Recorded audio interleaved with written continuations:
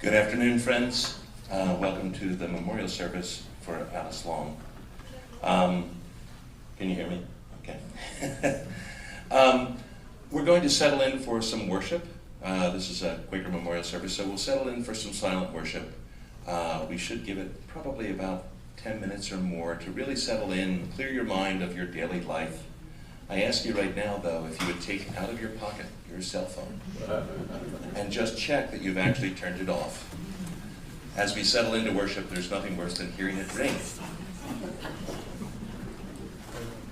So this will be an opportunity after we settle into worship together to share some stories, some memories, perhaps a prayer or a wish, and a brief message.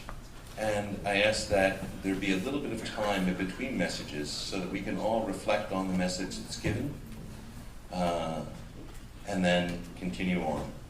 We'll continue in worship together and with messages until approximately an hour from now. Now, if there's a sense of the meeting that will go longer, there is opportunity to extend that a bit, but at one point we'll need to come to a close. And at that time, if you look on the back of your program, we'll all join together, and I won't try the Latin because I tried that earlier today. I know the song, and hopefully you will too. We'll sing that.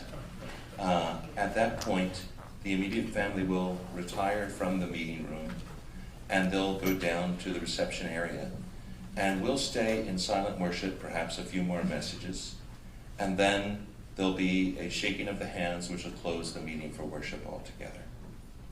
So I ask you all to just settle in, clear your minds, and we'll begin our worship together.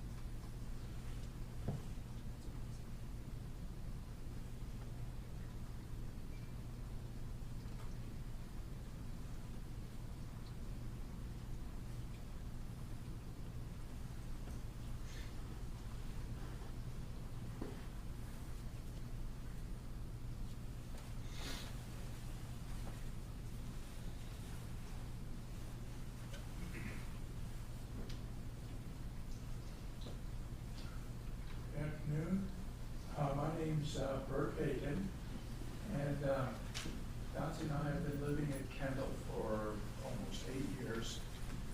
I guess the last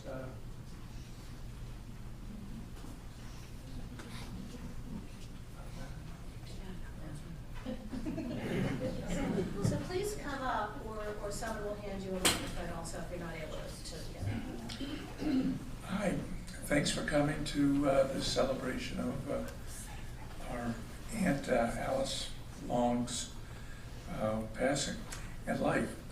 For the last 8 years, Dotsie and I have been happily living in at Kendal, and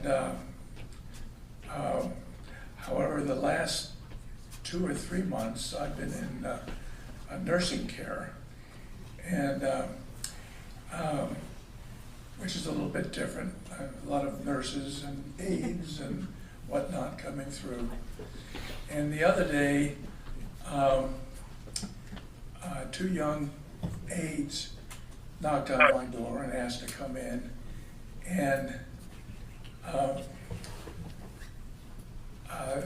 they heard that there was a picture of Alice that I had in the room.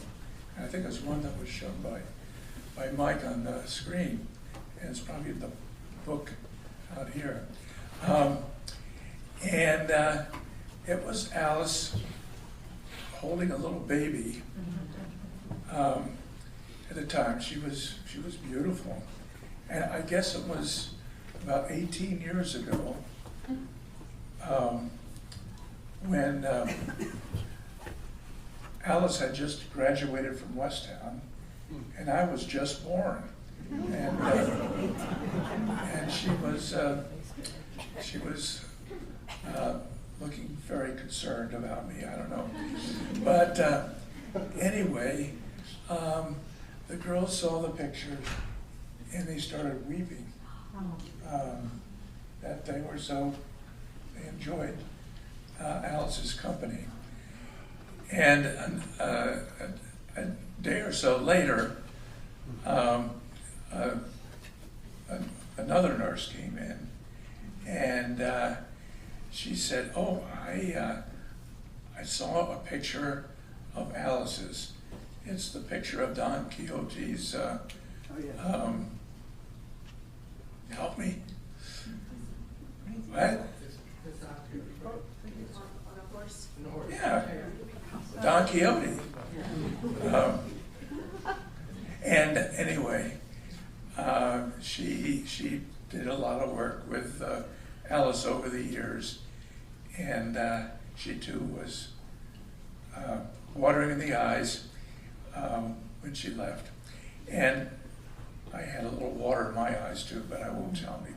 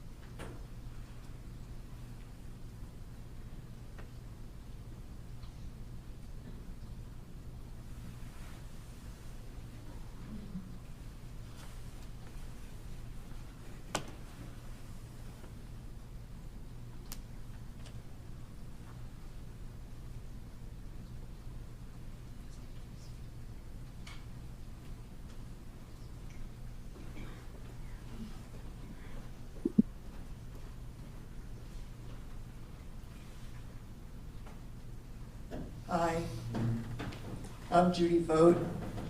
I just want to say I read all about Alice's life in here, and it doesn't mention in it that Alice played the recorder. When I came to Kendal 4.5 years ago, I was just learning the recorder, and I joined the recorder group here, and Alice was sitting next to me. And I saw this little old lady with a walker, and I said, oh, But Alice was just so lovely. And every wrong note I played, she didn't care about. And she just was just my company that helped me learn to play the recorder well when I got to Kendal, and I just loved her.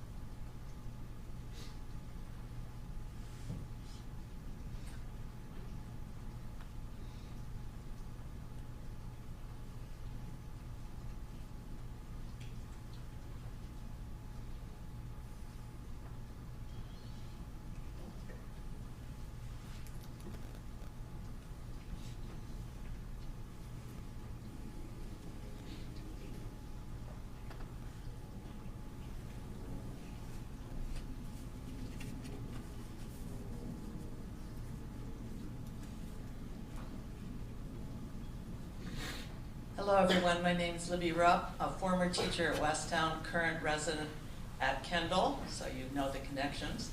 I have two wonderful Alice stories for you. One is, as a new teacher at Westtown, I was the dean of students.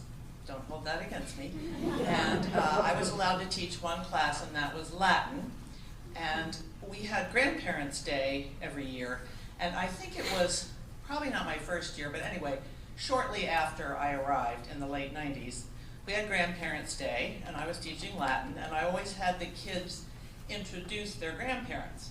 So we went around the room, and I don't remember which great niece or nephew it was, but there sitting next to Alice was one of my students, and so he said, "This is not my real grandma, but this is my Aunt Alice, and she always comes on Grandparents' Day." And I think she and Jan probably split up, as I recall, as many grandparents did. Anyway, she came to the Latin classes. So the next year, and the next year, get the drift, and the next year, a different student introduced the same not quite grandma to the Latin class because she was there because whoever the real grandparents were couldn't be there. So if that doesn't speak to Alice Long, I don't know what does. Then the summer of, it was May of 18, I'm moving in to my cottage, and I'm moving in. And who comes along but Alice Long? And we fall on each other's necks, and we have a wonderful reunion, and she's so glad I'm here, and welcome to Kendal, and isn't this great? And yes, it was wonderful. And then the next day, she appears again. And a couple days later, she appears again. And I am so honored and flattered. She's out walking the campus. It's spring. It was beautiful. And she always had a reach. She always stopped by to say hello. And finally, I said, oh, and Judy, one of these times, she was on her way to a recorder lesson, which I also noticed was not in the bio. And I finally said to her, you know, Alice, it's very nice of you, but you don't really have to, I'm okay, you don't have to come every day. And she looked at me and she said, well, I'm really not coming to see you exactly. She said, my nephew Bert is about to move in around the corner, and I'm checking on his cottage to make sure that they're doing the work properly. And since you're here, I just come by to say hello. So, although I wasn't really the reason, the welcome was much appreciated.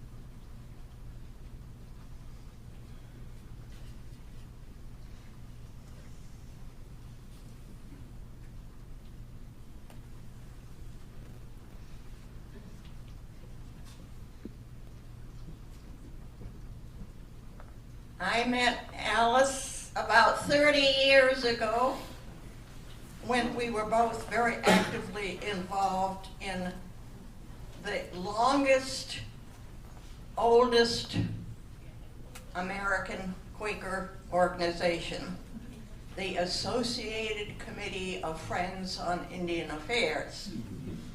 She represented Philadelphia Yearly Meeting and I represented New England Yearly Meeting. And for, oh my, how many years? Probably 10 years, we went annually to its meetings in different states, learned about and helped support Quaker projects in 5 different places. She also, along with me, was involved in Philadelphia Yearly's meetings, Indian Committee, and we both went regularly to some very challenging meetings.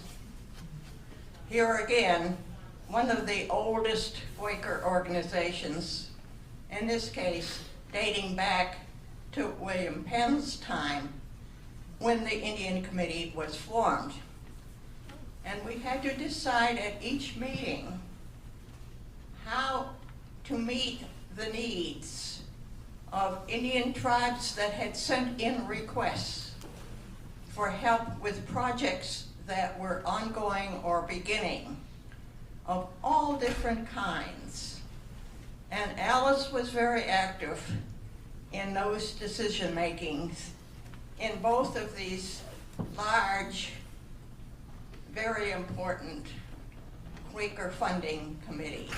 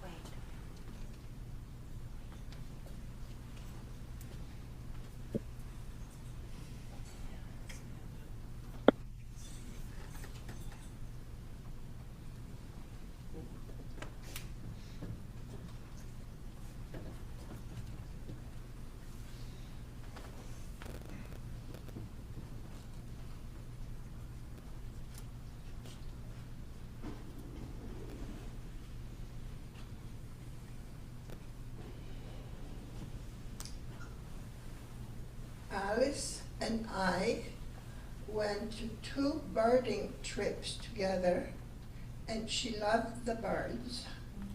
And we went to another trip to New Mexico, and she connected with her Indian friends. And the 4th trip that I find unforgettable was when she and Agnes and another person from Crosslands and I went to Greece together one summer. And that was so nice. And we decided to take a sunset cruise around the harbor in Santorini. So we were taken there by a bus full of young people and asked to climb up a yacht on a plank straight up. And I thought that was ridiculous. I'm not going. I'm going to get our money back. But it turned out that 2 people from the yacht came on inside of us and held our hands till we reached the boat. And they were really nice. And at the end of the trip, a young woman who was Indian asked Alice for a blessing. And Alice didn't know what to do about it. And she talked with us, and we didn't know what to do about it. So when, at some point, Alice was putting her shoes on, the young woman kind of knelt in front of her, and Alice put her hands on the woman's head and blessed her. And that was the end of it. And then we got in the bus to come home, to come back to the hotel, and we were the first ones to leave the bus. And as Alice was walking, coming out of the bus, everybody clapped.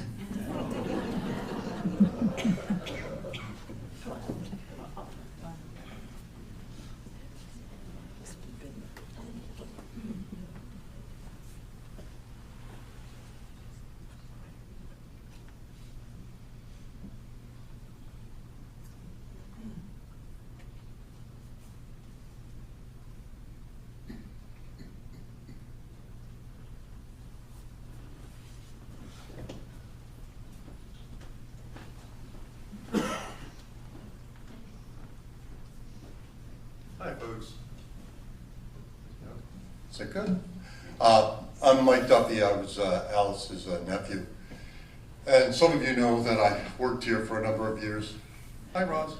And I got to know Alice very, very well during that time. You know, when I think of Alice, I think of somebody who was so good at so many things. Anyone who knows her from her younger years, she was a wonderful gardener and a baker and cook and teacher, and I mean, she just goes on and on. Wonderful Quaker, very even sensibility, very relaxed personality, could smile at almost anything, even at the worst thing. She could smile and be okay. But and as she was here for a while, she started to get into doing a lot of jigsaw puzzles. Anybody a jigsaw puzzler in here? Yeah, there's quite a few. I'm the worst at jigsaw puzzles. I look at these pieces and I go, there's no connection between any of them. I don't care if I have a picture, I can't find them. So I would sit with her and do jigsaw puzzles. And she taught me that there's actually a way to do that properly. You know, I always just thought, it's a bunch of pieces, let's look for two that fit together. That's not how you do it at all. Anyway, that's another story. But what I wanted to say was that there was a gentleman who also lived here who was an artist, did a lot of abstract art. And when I mean abstract, it was just sort of various colors in various shapes, all blending together. So, and he wanted to share this art. And I thought, hey, let's make your art into a jigsaw puzzle. So we took a photo of it, sent it away, had a 500-piece jigsaw puzzle made, and I gave it to Aunt Alice to put this together. And being the good sport that she is, she spent time, her and a friend, and they got it together. And when she had it all together, I came over, I was like, wow, that's beautiful, that's amazing. Did you enjoy it? Because, oh, sure. You know, being very nice. Oh, sure, I did. I said, wow, should we do it with another one? She goes, no. Never mind.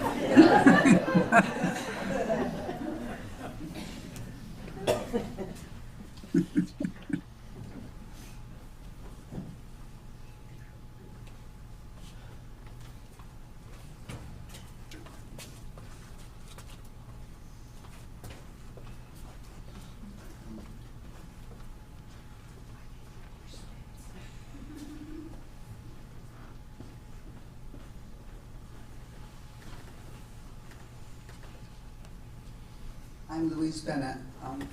I didn't know Alice well, but I know her. I know her nephew, I guess it is, Bert, and their niece, Sarah Jane, a little. I've come to know them. I most remember her as watching her play bridge. I think it was bridge. There's a group of women who get together, mostly women, a few men, who in the new Blakesley house, that play bridge or running cube, I think it is, every day. And they sit around, about 10 of them who get together. And with Sarah Jane, play, she was one of that group, and she was having a wonderful time. And I remember that picture of her doing that. She was also the neighbor of my husband, John, in Cumberland. She was his next door neighbor, and I remember that Don Keeley picture very, very fondly. So I just wanted to share those memories.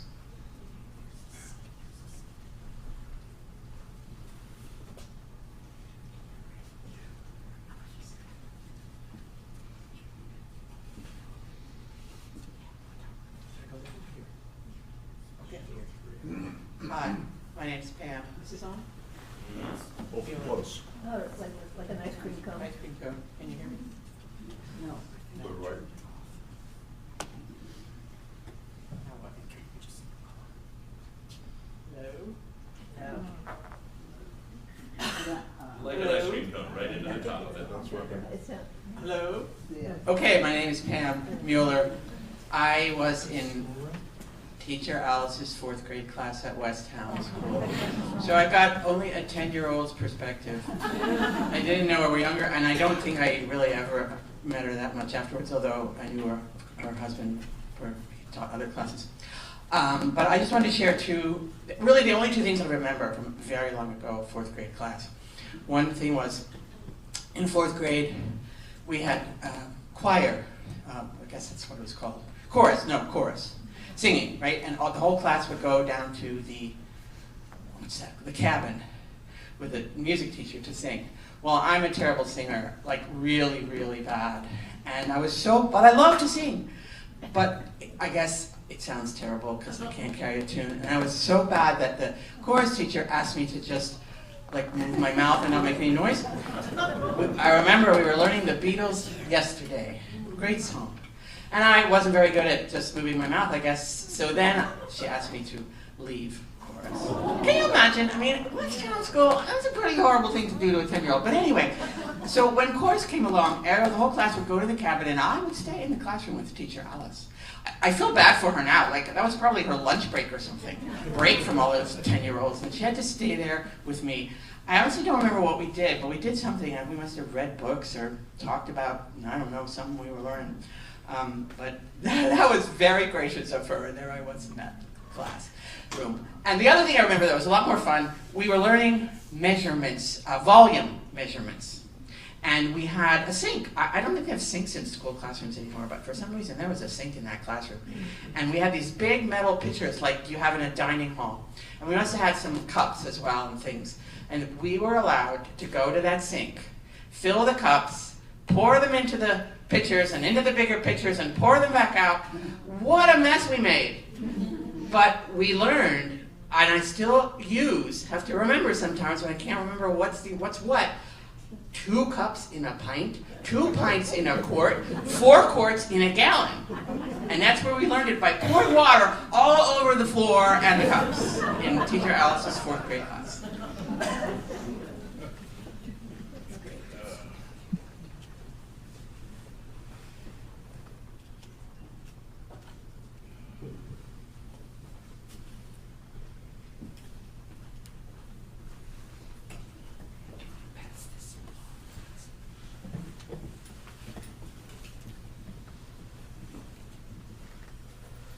In true Quaker tradition, I will continue the theme.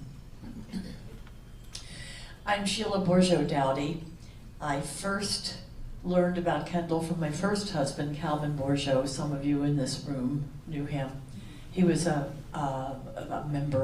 faithful member of Fourth and West Meeting, which was one of the meetings that was very active in getting the whole Kendal concept up and off the ground, or on the ground, we might say.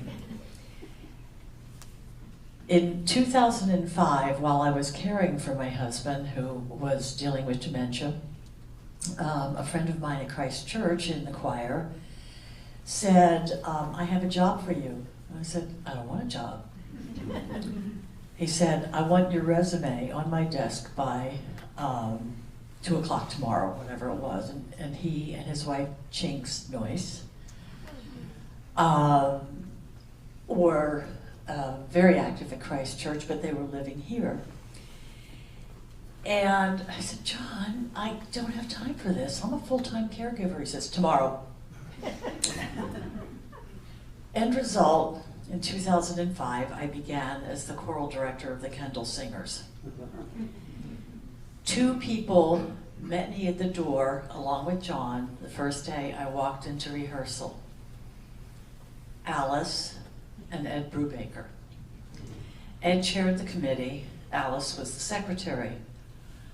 Well, I'm a noisy Episcopalian. I mean, I lived with my Quaker husband for 30 years, and I learned a little bit, but I was overwhelmed by their activity and their knowledge, and especially Alice's grace.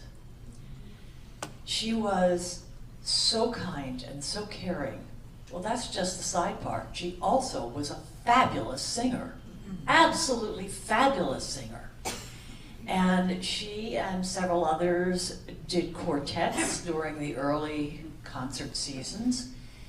And she sang with the group for a long time. And anytime I looked at her, she was smiling. Smiling like every ounce of joy was coming through her music, her art, her love of life, her incredible compassion and interest in what was in the songs that we were singing. One of the saddest days ever was when she said, I think my voice is too wobbly, so I'm not going to sing anymore, but I'll come to all the concerts. And for as long as she could, she did. One of the most beautiful people I have ever had the blessing to know, and I give thanks for that. Keep singing in heaven, Alice.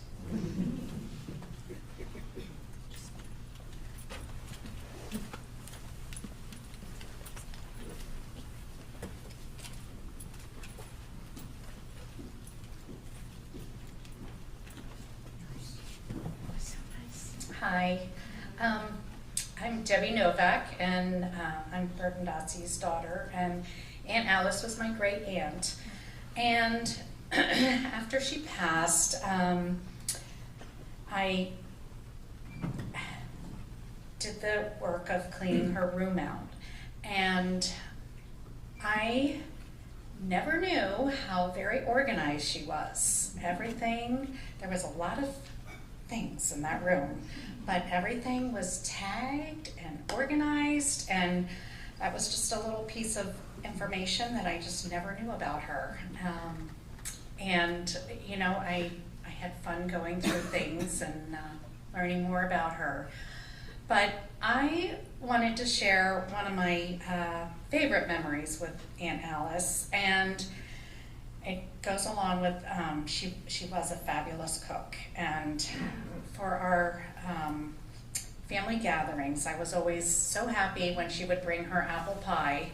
And so one time I asked her if she would teach me how to make her apple pie. So she came to my house, and she taught me about her apple pie, and she was very exact in all of her measurements, and I always kind of, I don't wing it, but you know, I scrape off all the measuring cups, and so anyway, we made our pies, and she took one home for Uncle Jan, and my family enjoyed the other one, but I will always remember her every time I eat apple pie, and my pies are not as good as hers, though.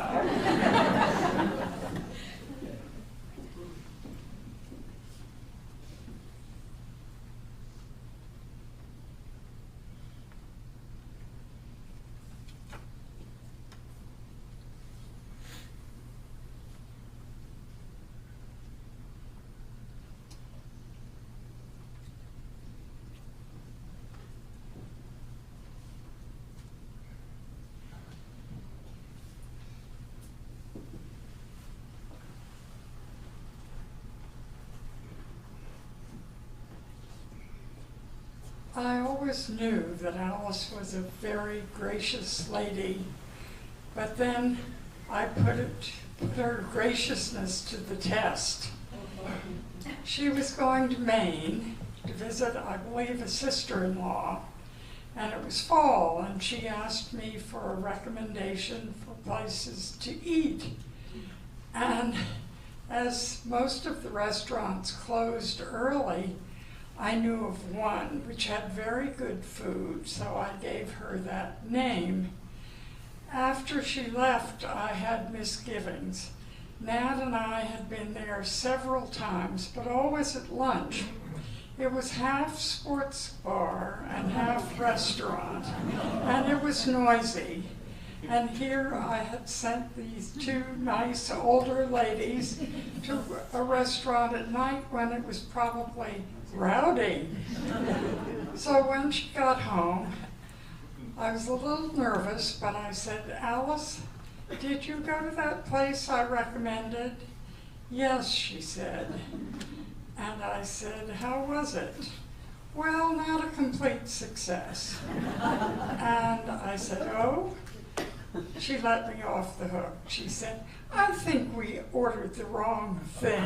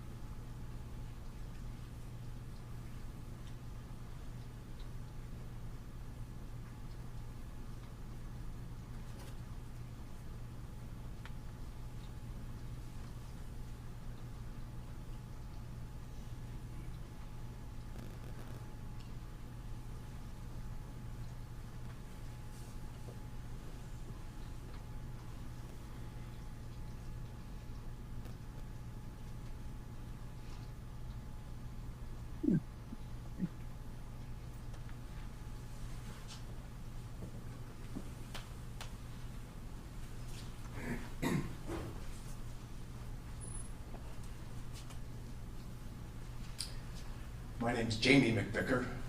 I remember Alice, or Mrs. Long as I knew her, because she was my kindergarten teacher at Downingtown Friends School, which is no more, hasn't been for many years.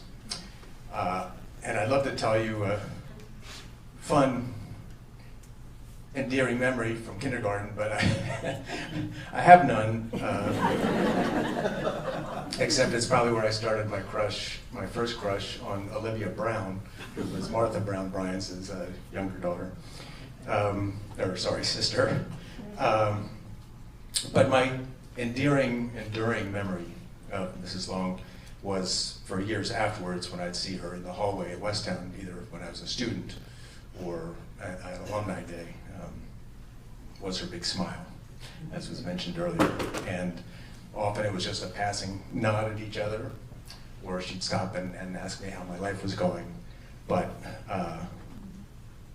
none of that was as important as that big smile that I always got from her, and that's what will stay with me whenever I think of Mrs. Long.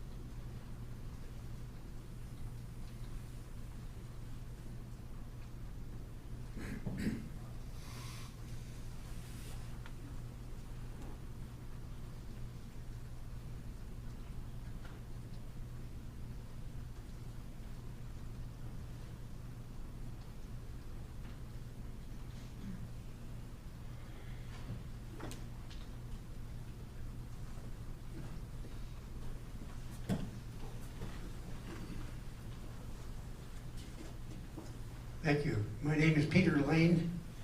I was a teacher at Westtown for quite a while. And when someone asked me what that was like, I'm not sure where I heard these words, but the description is caring for other people's children. And that's what I remember Alice Long and Jan Long doing as wonderful examples.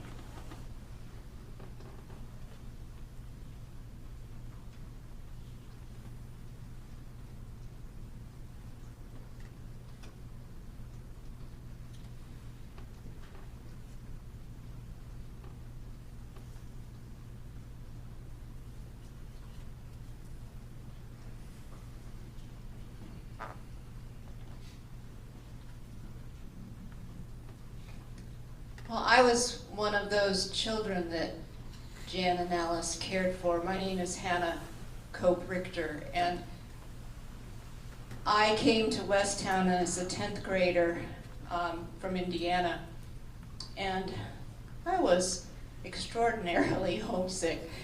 And Jan was my advisor, so I had the good fortune of being invited to their home for meals, and a home-cooked meal around the table, which was like I grew up with, it just meant the world to me. And I think somehow Alice sensed that I was homesick, and I'd get invited over for meals more often than just for the advisee meals. And she taught me how to make horehound candy. I didn't ever make candy at home. We didn't do that kind of thing, but I thought that was pretty awesome, and to help pick the horehound from the garden and then make it. And so I have always held that very fond, caring that they helped me to grow into my experience at Westtown, and I stayed in touch with them over the years, and loved their letters and phone calls. But yes, that caring for other students, for other people's children, was what I was one of them.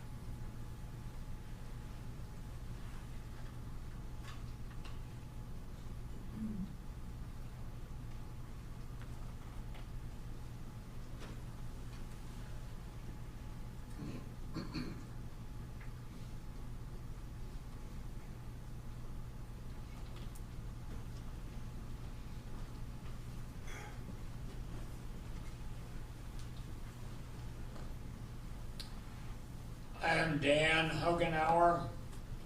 I grew up at Westtown. I was a faculty brat.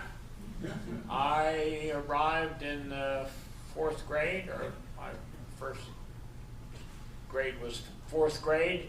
Alice was probably teaching 2nd grade, so I really didn't know her well. I lived across the street from Alice and Jan. I grew up. I went through Westtown and did not have Jan for biology. The year I took biology, there was an assistant of some sort for some reason. Maybe there were too many biology students that year. So I never had a class with Jan. I never had a class with Alice. I went off to college. I went off to alternative service. I went off to graduate school. I got married. I taught in northern New York State. I taught down in Texas. I was a long way from Westtown and Kendal. Many, many years later, I moved in to Crosslands, and I had heard that there were something like 46 Quaker meetings within driving distance, and I thought, well, I was going to visit them. I was going to have a good look at Quakerism in this part of the world. I'd grown up here. I went to meeting at Westtown and Haverford. And so one day I decided to attend a meeting here at Kendal. And I came early, and I sat not on the facing bench, but probably the next row back. And after a while, Alice Long came and sat down, and she saw me, and her face brightened up, and we connected, and I thought, well, we'll have to say hi after meeting. I wonder if she remembers who I am, although she'd smiled very brightly. After meeting, I did walk up to her, and she said, why don't we have lunch? And I thought, oh my goodness, what will we talk about? Sat down, or was that visited between the end of meeting and the beginning of lunch? I thought, that's even longer. What will we talk about? It turned out that she knew a great deal about me. She had followed me through my parents, and her interest in me as a faculty brat, I'm sure. And so at the end of that meal, it didn't occur to me at the time, I also had an aunt, Alice, and only found out about it years later here at Kendal.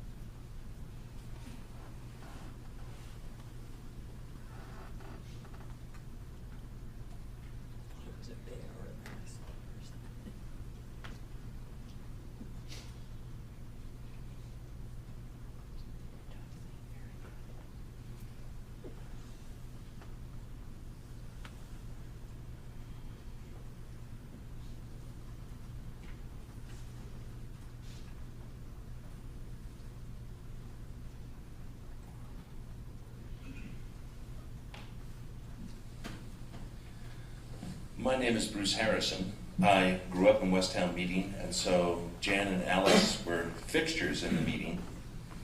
I was a student of Jan's in the biology class, and one of the things that we got to do in biology this time of year, freezing nights and warm days are when the sap runs.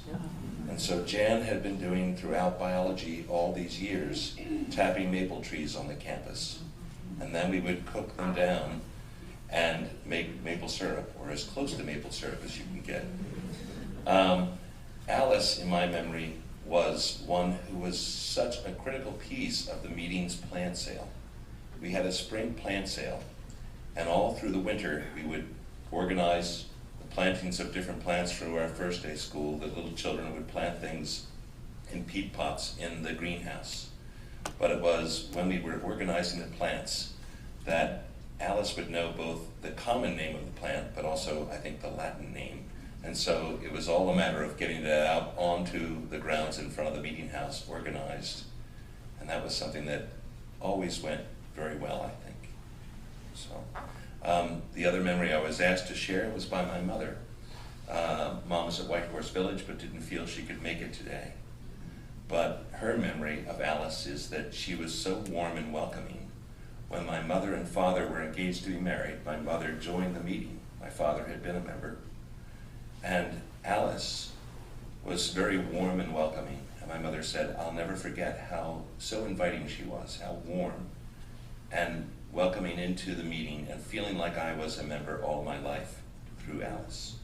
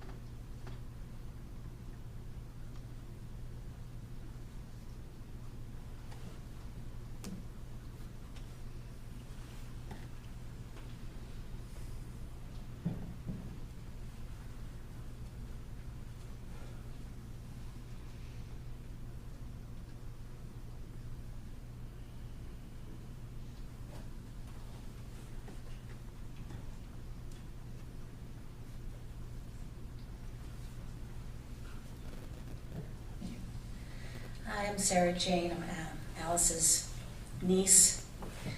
And I was also one of those homesick students. And of course, I knew my Aunt Alice all my life, so I would actually go down to Central, pick up the phone, and say, Aunt Alice, can I come for dinner? And she would always say yes. So she was very much like substitute parents. And Jan, I loved too. I remember being, his great big giant bear hugs. He would grab you and shake you. And I loved him dearly too. They were fabulous, wonderful people. And when I heard that there was a position open here in Life Enrichment, in which I was working, it was a no-brainer for me because I thought, wow, this is a great opportunity for me to be closer to Alice and Bert and other family who were here. And it was a great honor to be able to see her every day and give her a kiss good morning. And I used to take her to activities, and she taught me how to play Rummy Cube with the other ladies, which we're still doing. But as she started slowing down, she spoke more quietly. She wasn't really into having conversations very much. She was sort of kind of preserving her strength. And she started sleeping a lot. And I said to her one day, trying to get her to say something to me, and I said, Aunt Alice, how are you sleeping? And she looked at me deadpan and said, with my eyes closed. And I was kind of taken aback. I didn't know if I had insulted her or if I was insulted or whatever. She was just trying to make a joke.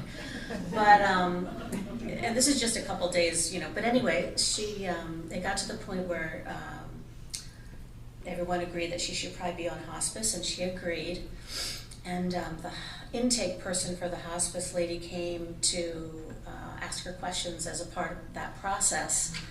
And, Alice was like not really into answering these questions. She was nodding her head or whatever.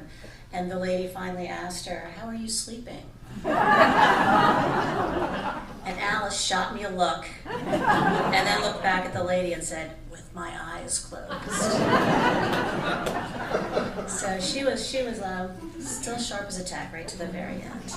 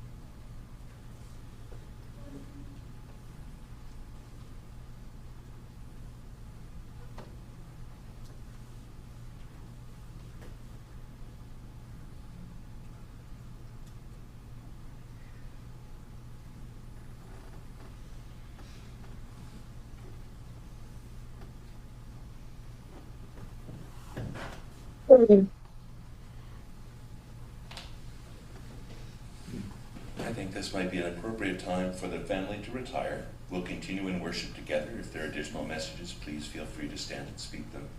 And then we'll close with a shaking of hands in a little bit. You can greet the family out in the lobby. Oh, the song, I'm sorry. It's on the back of the program.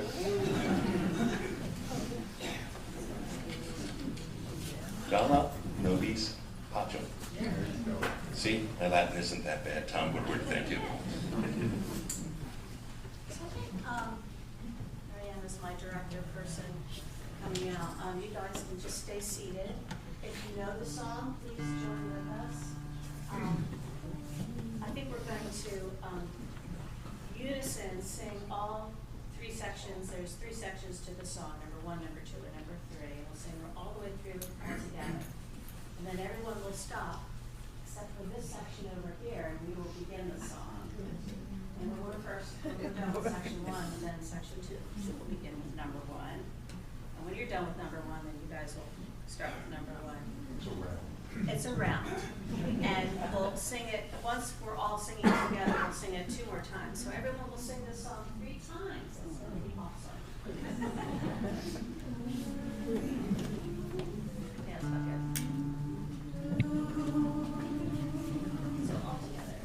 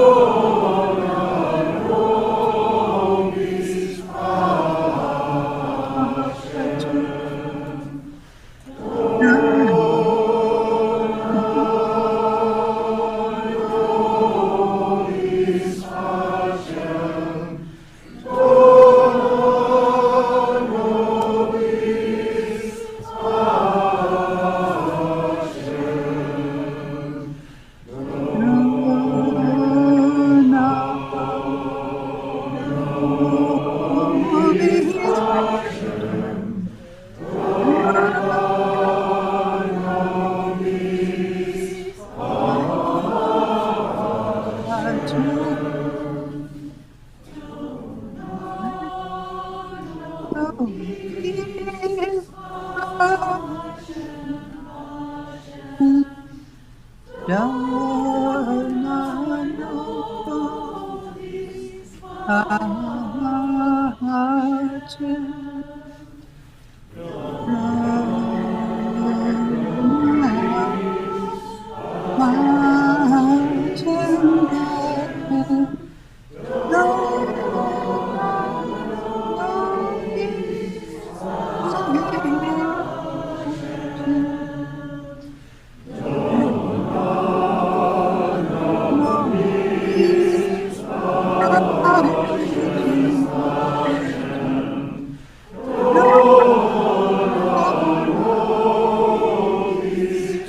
Oh.